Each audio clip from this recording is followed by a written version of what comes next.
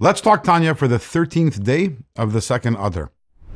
In yesterday's Tanya, we began talking about how the mitzvahs that we do, they create the dir b'tachtonim. They create this home for God over here in this world, because every time we do a mitzvah with an object, we're elevating the object. So yesterday we spoke about, the Alter Rebbe gave two examples. One example was of taking an animal hide, turning it into parchment, and using it to write a Sefer Torah, or tefillin, or a mezuzah. And the second example he gave was of an esrog, using the esrog fruit on Sukkot to do the mitzvah of shaking the lulav of an esrog. In today's Tanya, the Alter Rebbe starts off by giving us another example, which is when we give money to tzedakah.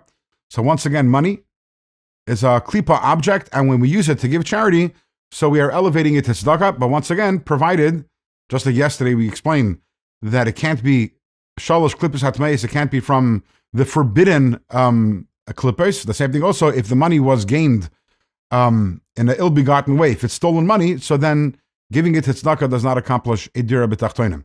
Now, interestingly, if you'll note that the three examples that we gave are from the three, what we call the kingdoms.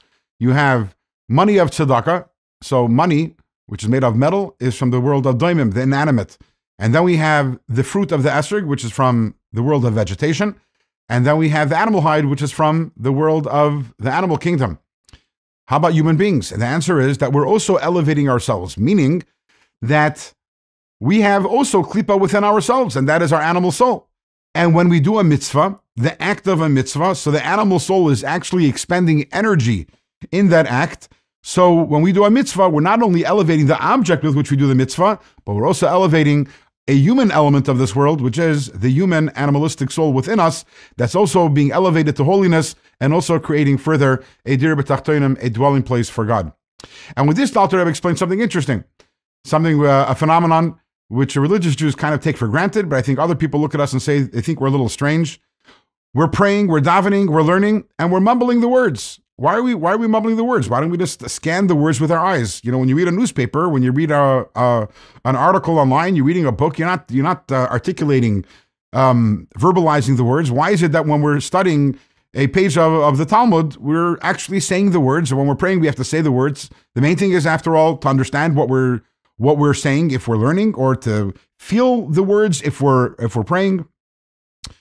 But the larger understanding over here is that every mitzvah is about dira b'tachtonim, is about creating a dwelling place for God over here in this world. And therefore, every mitzvah, at least to the extent possible, has to have a physical component.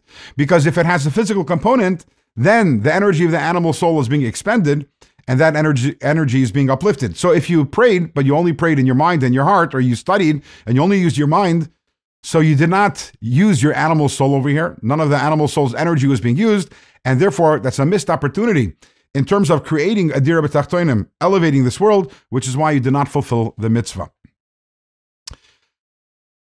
In chapter 35, in the beginning of the chapter, we started off with a question. The question was, why is Judaism so obsessed with action?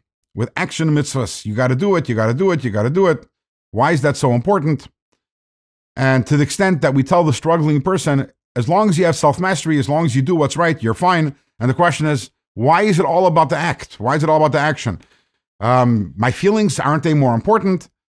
And we already answered this question, but by now we have an even deeper answer to this question. The bottom line is, every single one of us, we were put down here in this world with a purpose. And what is that purpose? The purpose is to help build this dira b'tachtonim, this home for God, which we have been describing over the last few days. How is that done? Through action, through a mitzvah.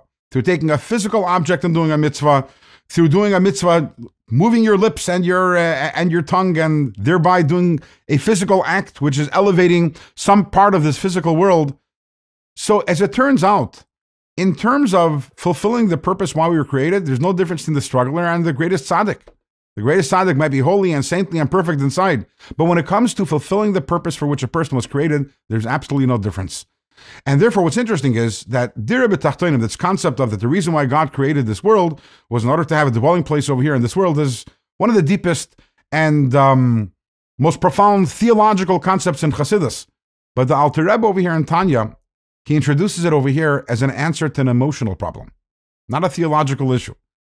That the struggler has an emotional problem. Why? Why do I have to struggle? I am less than the tzaddik, in as much that I have to struggle and he or she, the tzaddik, doesn't have to struggle. The Alter Rebbe says no. If you're to understand the principle of Dir B'Tachtonim, which means that what really, really counts, when it comes down to it, all that really counts is doing the mitzvah, you'll realize there's no difference between you and the tzaddik. So therefore, this theological principle really comes and answers and kind of resolves the emotional angst that the struggler is feeling. So we've established that doing a mitzvah creates a dwelling place for God. However, that's limited to the objects with which we do a mitzvah. How about the rest of the world? How are we elevating the rest of the world? The answer to that, we will begin in tomorrow's Tanya.